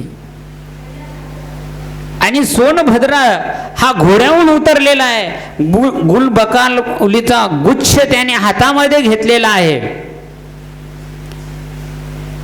पण कपड्यावर वरचे माणसं बोलतात, ते सोनभद्रा असतात. ज्ञानोबा म्हणतात, दुःख लिवोनी सुखाची अंगी सहित जगाते. तसंच झालेलं आहे. सुख आणि दुःख हे एका आईचे लेकरं येतं. कोणाचे? एका आईचे लेकरं. एकाचं नाव आहे सुख आणि एकाचं नाव आहे दुःख. पण सुखाचा कुठेही मानच व्हावा लागला. मुंबईत गेला सुख, सुखाला मानच. हो, पुण्यात गेला मानच. जिथं जाईल तिथं सुखाला मान, पण दुःखाला नेहमी अपमानच. हो, दुःखाला भर चौकात गेली की लेकरं गोळा होऊन मारायचे आणि दुःख रोज रडत यायचं, आई मला लोक खूप चौकात चाकण चौकात गेलं तरी मला मारतात, व एक काम कर ना, मला सुखाचे कपडे दे. ती आई हुशार. आईनं काय केलं? सुखाचे कपडे दुःखाला घातले आणि दुःखाचे कपडे सुखाला घातले. माऊलीनं दृष्टांत सांगितला 9व्या अध्यायामध्ये, सुख लेऊनी दुःख लेऊनी सुखाच्या अंगी सडीत जगाते. मग जे दुःखाचे कपडे ज्या सुखानं घातले त्या सुखाला इतका मान प्राप्त व्हायला लागला, त्याला अष्टभोग भोगाला मिळाले. सुगंधम वनिता गीतम वस्त्रम तांबूल भोजनम शय्याच कुसुमम चैव भोगाष्टकमुदावृतः. सुगंध युक्त पदार्थ मिळाले, सुगंधयुक्त कपडे त्याला प्राप्त. सुगंधम वनिता वस्त्र गीत तांबूल भोजन हे सगळं त्याला मिळालं लागलं. कोणाला? दुःखाला. सुखाचे कपडे दुःखानं घातले म्हणून त्याला मान मिळाला, पण जे दुःख सुख होतं त्यानं दुःखाचे कपडे घातले त्याचा अपमानच व्हावा लागला. तसंच या जगात चालू आहे. नर्मदा मैयाची कथा अशीच आहे. जुहिलेला मैयानी कपडे दिले आणि ती गेली. इतकी सौंदर्यवान दिसत होती. कोण? जुहिला. हो, आणि जातानी सुद्धा तिनं आपल्या अंगावर असणाऱ्या वेगवेगळ्या फुलांच्या हारा माळा बगीच्यातून घेऊन गेली आणि गेटवर गेल्याच्या नंतर सोनभद्राला तिनं पाहिलं आणि सोनभद्राने जुहिलेला पाहिलं, जुहिलेनं सोनभद्राला पाहिलं. दोघांची द्रष्टाद्रष्ट झाली. सोनभद्राची दृष्टी बदलली. सोनभद्राने सर्व विचारपूस केली होती त्या मैयाच्या अंगावर कपडे कसे आहेत. आणि कपडे पाहून असणारा सोनभद्र भुलला आणि तिने गुल बकावलीचं फुल तिच्या हातात दिलं. हो, आणि तीही त्याला पाहून भुलली आणि दोघांचा विवाह झाला. तसे बरेचसे सोनभद्र जुहिलेला कपडे पाहून भुलतात. हो, म्हणून त्यांना दुःख भोगावं लागते. आणि सोनभद्रानं तिच्या गळ्यात वरमाळा घातली. निसर्गाला साक्षी ठेवून जुहिलेनं सोनभद्राच्या गळ्यात माळा टाकले आणि दोघं त्या बागेच्या गेटवर विहार करा लागले. आणि तेवढ्यात नर्मदा मैया पहा लागली, आजपर्यंत इतका वेळ झाला ही जुहीला गेली, अजून का आली नाही. स्वतः ती नर्मदा मैया पाहण्यासाठी आली. तिथं पाहण्यासाठी आली. तर दोघांनी एकमेकाशी गाठ बांधलेली आहे, एकमेकाच्या गळ्यात हार टाकलेला आहे आणि दोघांनं विवाह केलेला पाहिला. नर्मदा मैयाची तळपायाची आग मस्तकाला गेलेली आहे. हो, नर्मदा कल्पवल्लीमध्ये सुंदर कथा आलेली आहे. आणि ती नर्मदा मैयाने दोघाला शाप दिला, जा सोनभद्रा, हो तुझ्या शरीराचं पाणी होईल. आणि जुहिलेला शाप दिला, तुझ्याही शरीराचं पाणी होईल आणि तुमच्या दोघांची भेट होत नाही, दोघं दुसऱ्या दिशेला जा. म्हणून पूर्व दिशेला सोनभद्र गेला आणि उत्तर दिशेला जुहीला गेली.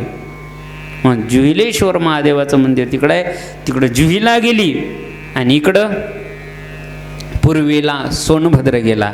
आणि नर्मदा मातेनं असणारा मागे तोंड फिरवलं, तिच्या अंगावरचे कपडे हे असलेले ते फेकून दिले आणि लाल चुनरिया घातली. आजही नर्मदा मैयाने लाल चुनरी आहे आणि खूप नर्मदा मैयाला ती आवडते. श्वेत वस्त्र आणि लाल वस्त्र हे नर्मदा मैयाचे आहे. आणि तिनं इकडं तोंड केलं, उलट्या दिशेनं तोंड केलं आणि जी रागात जे निघाली, हो मागं पाहिलं नाही. नर्मदा मैयाने मागं पाहिलं नाही, हो पुढं इकडं पश्चिम दिशेला निघाली. जे पश्चिम दिशेला निघाली पुन्हा मागं पाहिलं नाही. पर्वताला, त्या पर्वताला फोडलं. हो, चिरे डोंगरी गाव आहे, ते डोंगर चिरून गेलेली आहे. सोनभद्र जोरजोऱ्यात हाका मारतो, पण नर्मदा मैया थांबली नाही.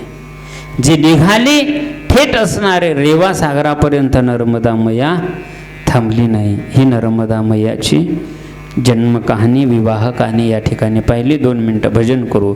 श्रीकृष्ण गोविंद हरी मुरारी, हे नाथ नारायण वासुदेव.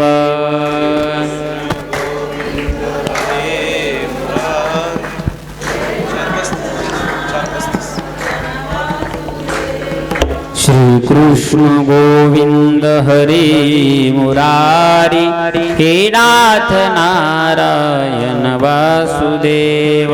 श्रीकृष्ण गोविंद हरे मुरारी, हे नाथ नारायण वासुदेव. हे नाथ नारायण वासुदेव, हे नाथ नारायण वासुदेव. हे नाथ नारायण वासुदेव, हे नाथ नारायण वासुदेव. श्रीकृष्ण गोविंद हरे मुरारी, हे नाथ नारायण वासुदेव. श्रीकृष्ण गोविंद हरे मुरारी, हे नाथ नारायण वासुदेव. हे नाथ नारायण वासुदेव, हे नाथ नारायण वासुदेव. हे नाथ नारायण वासुदेव, हे नाथ नारायण वासुदेव. श्रीकृष्ण गोविंद हरे मुरारी हे नाथ नारायण वासुदेव श्री कृष्ण गोविंद हरे मुरारी हे नाथ नारायण वासुदेव श्री कृष्ण गोविंद हरे मुरारी हे नाथ नारायण वासुदेव श्री कृष्ण गोविंद हरे मुरारी हे नाथ नारायण वासुदेव नर्मदा मैया की जय। भगवान मार्कंडेय ऋषी असणारे नर्मदा मातेच्या पंचदश नामाचं महात्म्य गातात। मार्कंडी उवाच ततोर्णवावच्छ समुद्यर त्रिकुटे महाकनखलवर्णाने नानावर्णचिलाकाये। नर्मदा मैयाच्या नाममहिमा तिला नर्मदा मैया का म्हणतात? प्रत्येक नावाच्या कथा मार्कंडेय ऋषींनी धर्मराजाला सांगितल्या। धर्मराजा युधिष्ठिर म्हणतात महाराज त्या नर्मदा मैयाचे तुम्ही मला ही जन्म कहाणी सांगितलेली आहे, मग ही नर्मदा मैयाला हे नाव का प्राप्त झालेले आहेत? एक नावाचं काय महत्व आहे? प्रत्येक नावाच्या कथा सांगितलेल्या आहेत, प्रत्येक नावात तिची श्रेष्ठता गायलेली आहे। तिला नर्मदा का म्हणतात? तिला मेकल सुता का नाव आहे? तिला रेवा का म्हणतात? अश्मकुटिका का म्हणतात? शंकरी, दक्षिण गंगा, सोनभद्रावा, तिला प्रत्येक नावाचे एक कथा सांगितलेली आहे। नर्मदा मैयाचे वेगवेगळे प्रकारचे नाव सांगितले, प्रत्येक नावात वेगवेगळ्या प्रकारचा अर्थ सांगितला। अंजना, सुरसा, मंदाकिनी, त्रिकुटा, बालुवाहनी हे तिचे नाव आहेत। पहिलं तिला नाव प्राप्त झालेलं आहे अंजना। अंजना म्हणजे काय? एखाद्या स्त्रीचं नाव सुद्धा नाव असते अंजना। तर हे भगवान शंकराच्या डोळ्यातील तिसऱ्या नेत्रातलं अंजन आहे। भगवान शंकराचा तिसरा डोळा कुठं आहे? माथ्यावर आहे, आणि त्या माथ्यातून असणारा, त्या डोळ्यातून असणारा एक थेंब खाली पडला म्हणून त्याचं नाव आहे अंजन। हो, तसं हे यालाच कृष्णांजन म्हणतात। कृष्णांजन एक वेळा डोळा घालीत आढळ, तिमिर दुःख गेले फिटले भ्रांतीचे पडळ, श्री गुरु निवृत्ती राय मार्ग दाविला सुजळ। आणि हे अंजन आपल्याला मिळालं पाहिजे। नर्मदा मैया म्हणजे ही नदी नाही, नर्मदा मैया ही तीर्थ नाही, महातीर्थ आहे, पण हे अंजन तीर्थ आहे, अंजन तीर्थ। आजही ज्याला डोळ्याचा त्रास आहे, हो, नर्मदा मैयाच्या अमरकंटकावर पहिली औषधी कोणती असेल तर ही डोळे घालवणारी औषधी आहे। का? अंजन नेत्र तिचं नाव आहे अंजना। एक अर्थ भगवान शंकराच्या तिसऱ्या डोळ्यातलं हे अंजन आहे, अंजन, म्हणून तिला अंजना म्हणतात। एक अर्थ। दुसरा अर्थ अंजना का? अंजुडी। 4 पर्वताने ती प्रगट झाल्याच्या नंतर अंजुडी तयार केली, भरोनी सद्भावाची अंजुडी, जसं ज्ञानोबराय म्हणतात। सद्भाव, भक्तिभाव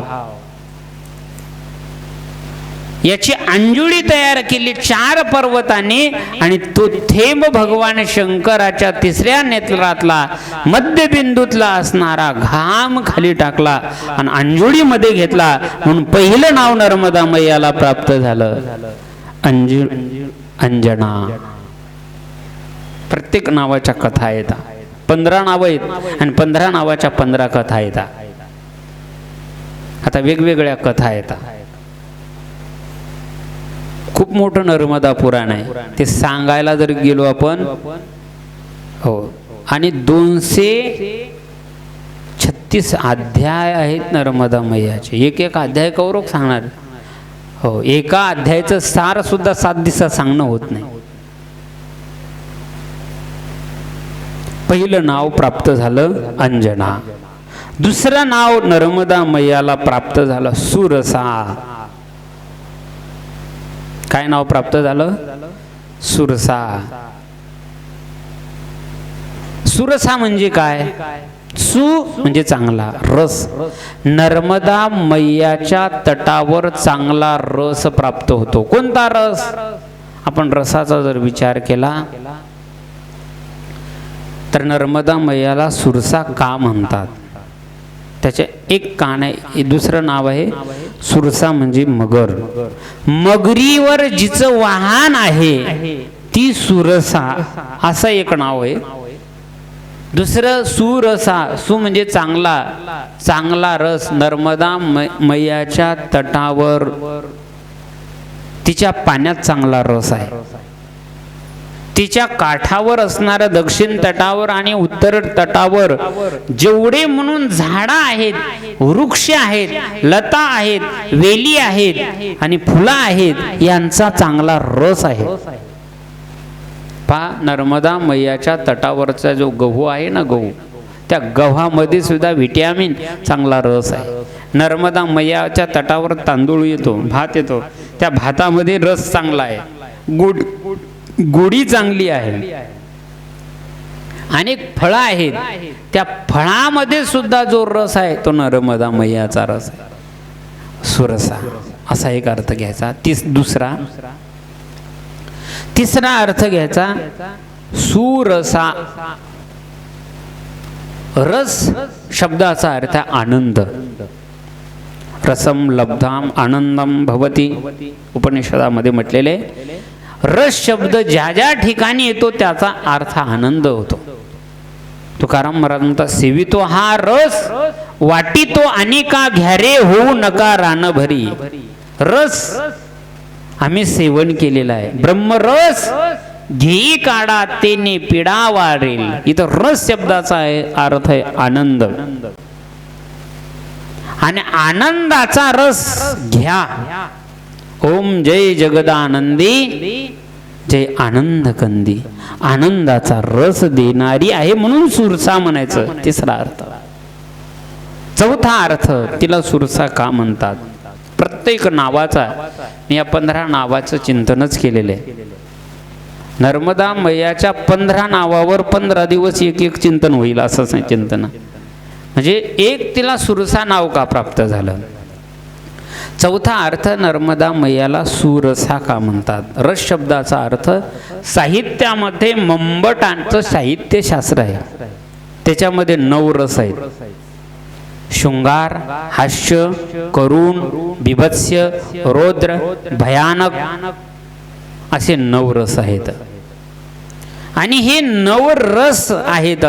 हे नर्मदा मैयाच्या तटावर आपण जर गेलं तर नर्मदा मैया ही 9 रसाने युक्त आहे. 9 रस आहेत तिचे. पहिला आहे शृंगार रस. मग नर्मदा मैयाच्या तटावर शृंगार रस कुठं पाहायला मिळते? जबलपूरला. जबलपूरला जर तुम्ही गेले तर नर्मदा मैयाचा शृंगार रस आहे. तिथल्या नावा सुद्धा तिथल्या नावाड्याने एवढ्या सजवलेल्या असतात. नावा सुद्धा, मासे धरणारे कोळी सुद्धा नावा सजवतात.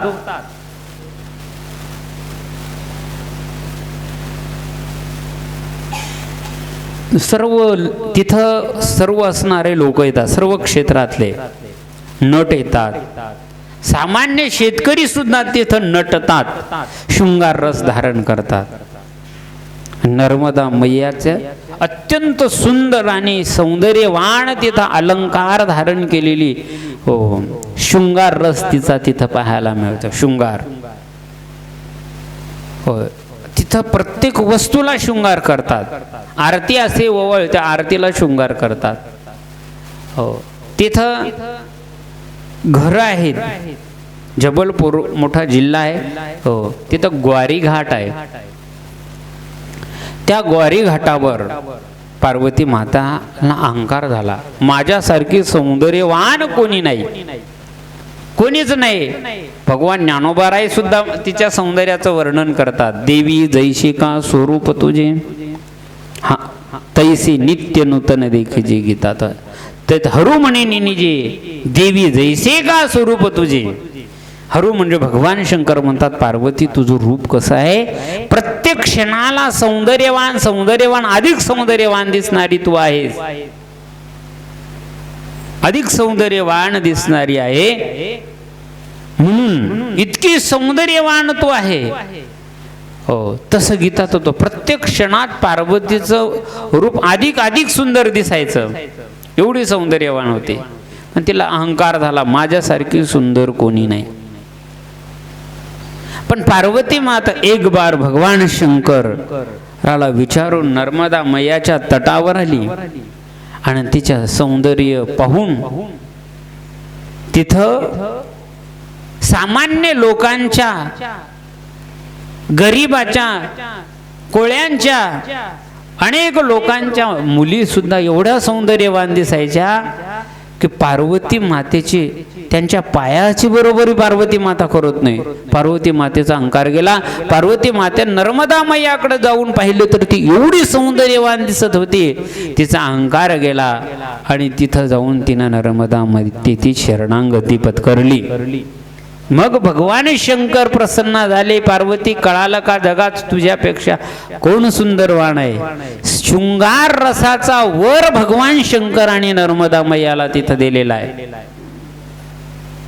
म्हणून तिथं शृंगार रस आहे.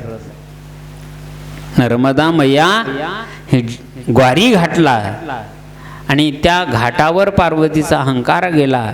म्हणून भगवान शंकराने गौरी घाट, ग्वारी घाटाला गौरी घाट खरं नाव आहे, पण संस्कृतमध्ये त्याला ग्वारी घाट म्हणतात. पार्वतीचा अहंकार तिथं गेला. हो, शृंगार रस नर्मदा मैयाचा काही ठिकाणी असणारा हास्य रस आहे. नर्मदा मैया असणारी खलखल खलखल वाहते. सहस्रधाराच्या पुढं एक महाराजपूर आणि महेश्वर नगरी इथं नर्मदा मैयाचा हास्य रस आहे. आपण जसं हसतो तसं पाणी सुद्धा हसते. नर्मदा मैयाला हसते. महाराजपूरमध्ये एक मोठा सम्राट राजा होता, कछवा नावाचा राजा. त्याचा उन्मत्तपणा घातला आणि नर्मदा मैया हसाली. आणि महिष्पती नगरीजवळ महेश्वरला सहस्र अर्जुन हा क्षत्रिय होता. त्याने नर्मदा मैया अडवली आणि तिथून त्याचा मद घालवला. आणि म्हणून नर्मदा मैयाचा पुढचा जो प्रवास आहे तो हास्य रस आहे. हास्य, शृंगार, हास्य करून नर्मदा मैयाचा नेमावर नर्मदा मैयाची नाभी आहे जिथं, त्या नाभीजवळ नर्मदा मैयाचा करुण रस आहे. सियाराम बाबा तेली भट्ट्यान नावाचं गाव आहे, तिथं नर्मदा मैयाचा करुण रस आहे. आणि त्या करुण रस असल्यामुळं अत्यंत कनवाळू कृपाळू लोक आहेत तिथले. करुण रस बिभत्स्य नर्मदा मैयाचा ज्या वेळेस भेडा घाटला आणि लमेटा घाटला, नर्मदा मैयाचा बिभत्स्य रस आहे. हो, विचित्र स्वरूपाची ती दिसते. बिभत्स्य रस आहे. बिभत्स्य रौद्र नर्मदा मैयाचा शेष घाट ते रामघाट इथपर्यंत रौद्र रस आहे. आणि भयानक नर्मदा मैयाचा भीतीदायक रस कपिलधारा आणि दूधधारा या ठिकाणी नर्मदा मैयाचा भयानक रस आहे. असे 9 रसाने नर्मदा मैया युक्त असल्यामुळं नर्मदा मैयाला सुरसा हे नाव प्राप्त झालं. आता या ज्याने परिक्रमा केली त्यांना हे कळल मी कुठलं नाव घेतलं, कुठलं जबलपूर कुठं आहे, लेमेटा घाट कुठं आहे, ग्वारी घाट कुठं आहे. हे नर्मदा मैयाला सुरसा नाव प्राप्त झालं. किती नावाचा इतिहास सांगितला? अंजना, सुरसा, मंदाकिनी. मंदाकिनी नावाची नदी ही चित्रकूटला आहे. मंदाकिनी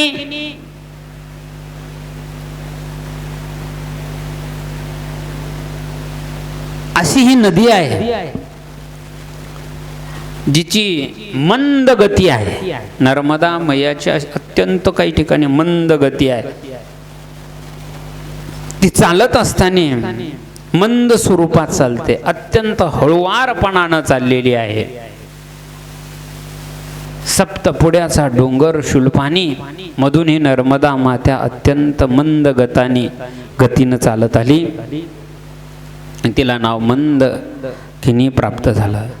त्यानंतर नर्मदा मातेला त्रिकुटा नाव प्राप्त झालं. किती नावं झाले ध्यानात ठेवा. त्रिकुटा. आता त्रिकुटा म्हणजे काय? त्रि म्हणजे 3, कुटा म्हणजे स्थान. 3 स्थानातून या नर्मदा मैयाचा उगम आहे. अमरकंटक, मेखल पर्वत आणि विंध्याचल पर्वत या 3 पर्वतातून तिचा उगम झाल्यामुळं हिला त्रिकुटा म्हणतात. हा एक अर्थ आहे. दुसरा, त्रिकुटा या 3 पर्वतातून प्रगट झाली म्हणून. आणि तिसरा अर्थ आहे दुसरा, त्रिकुटा म्हणजे ती त्रिकुटा आहे की भगवान शंकराच्या 3रा डोळा. भगवान शंकरानं उघडला की त्रैलोक्याचं भस्म होते, त्रैलोक्याचं कूट होते. ज्या डोळा उघडला भगवान शंकराच्या, आता 2 डोळे उघडले,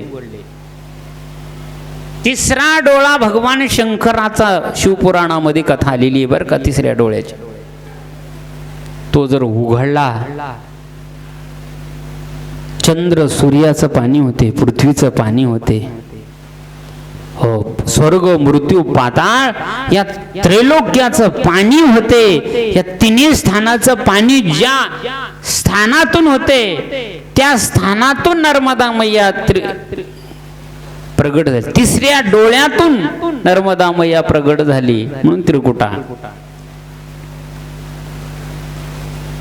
हा एक अर्थ.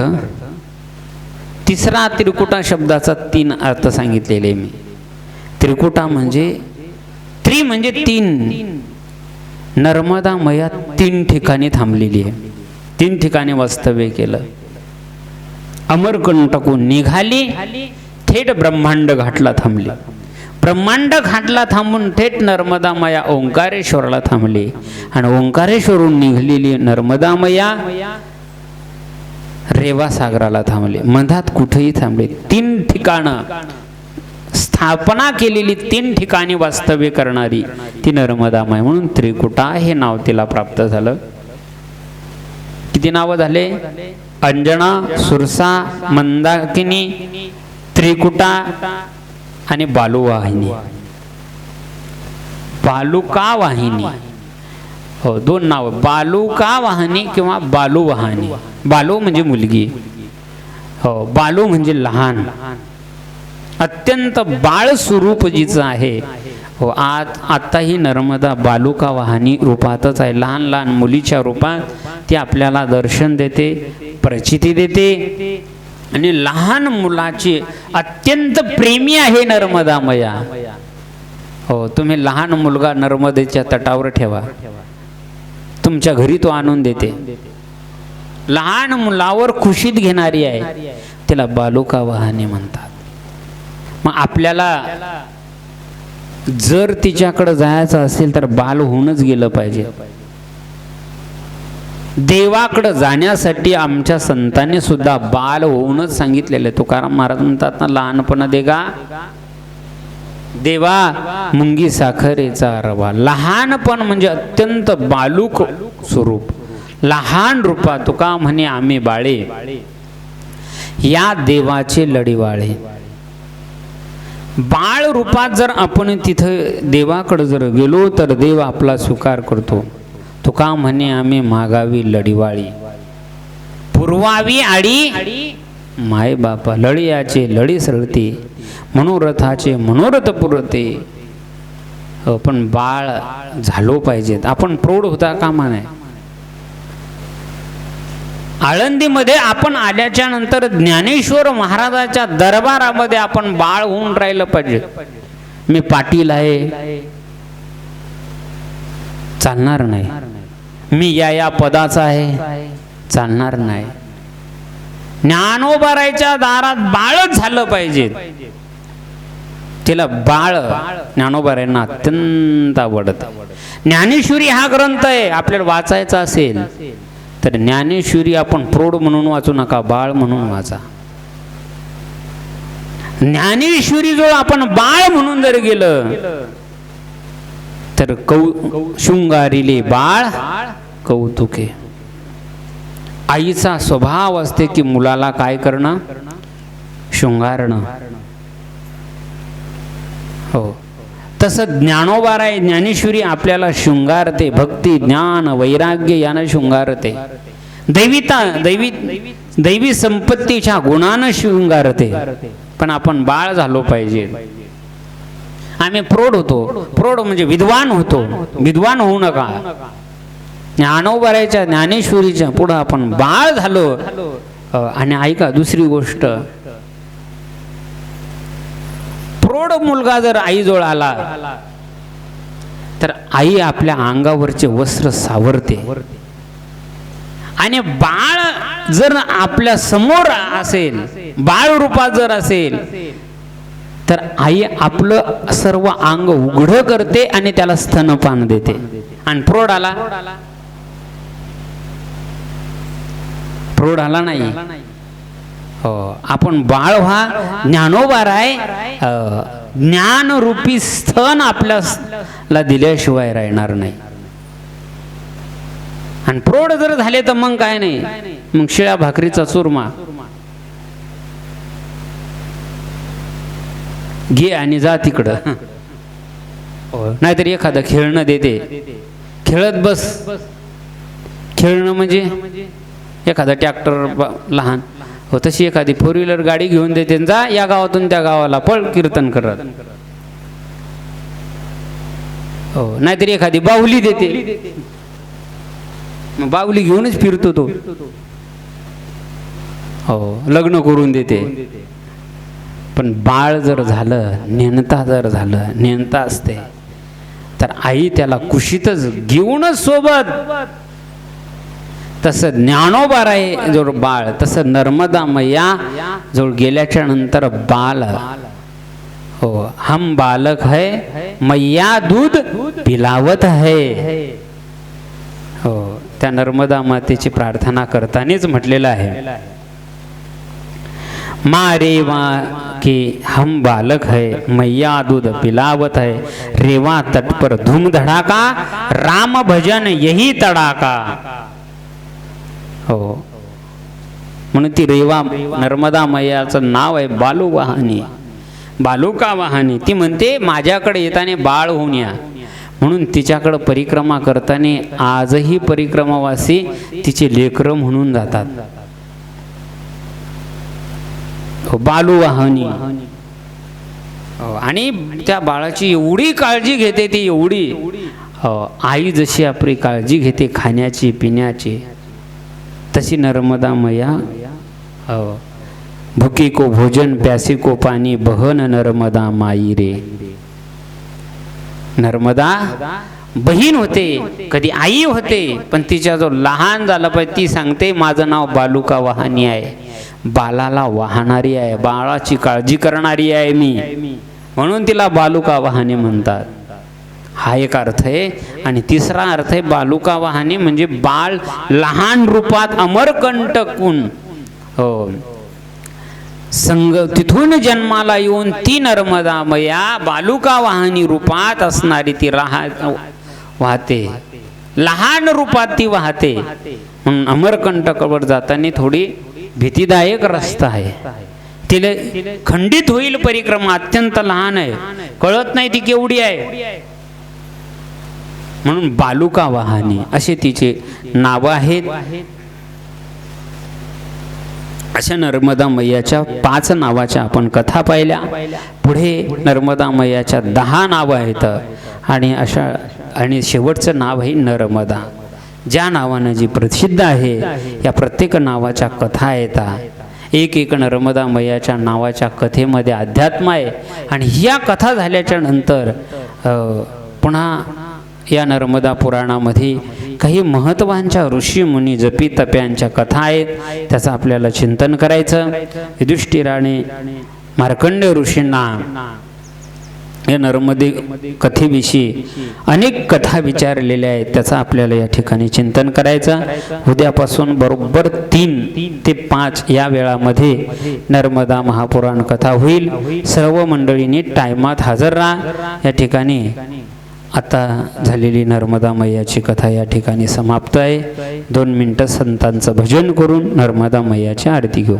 श्री ज्ञानदेव श्री तुकाराम, श्री ज्ञानदेव श्री तुकाराम, श्री ज्ञानदेव श्री तुकाराम, श्री ज्ञानदेव श्री तुकाराम, श्री ज्ञानदेव श्री तुकाराम, श्री ज्ञानदेव श्री तुकाराम, श्री ज्ञानदेव श्री तुकाराम, श्री ज्ञानदेव श्री तुकाराम, श्री ज्ञानदेव श्री तुकाराम, श्री ज्ञानदेव श्री तुकाराम, श्री ज्ञानदेव श्री तुकाराम, श्री ज्ञानदेव श्री तुकाराम,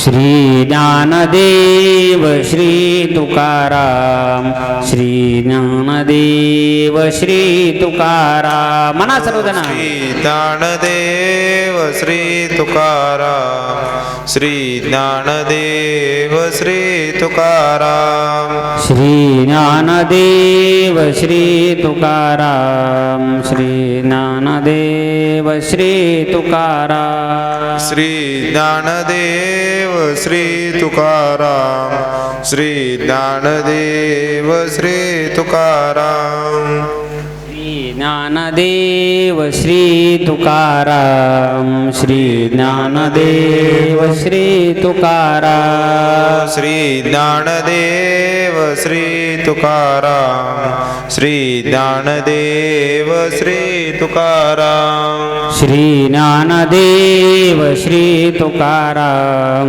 श्री ज्ञानदेव श्री तुकाराम, श्री ज्ञानदेव श्री तुकाराम, श्री ज्ञानदेव श्री तुकाराम. आरती लावा.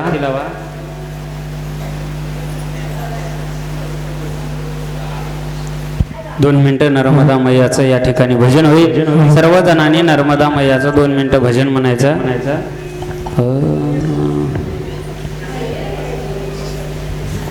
नमो नर्मदा माई रेवा पार्वती वल्लभ सदाशिवा, नमो नर्मदा पार्वती वल्लभ सदाशिवा, नमो नर्मदा माई रेवा पार्वती वल्लभ सदाशिवा, नमो नर्मदा माई रेवा पार्वती वल्लभ सदाशिवा, नमो नर्मदा माई रेवा पार्वती वल्लभ सदाशिवा, नमो नर्मदा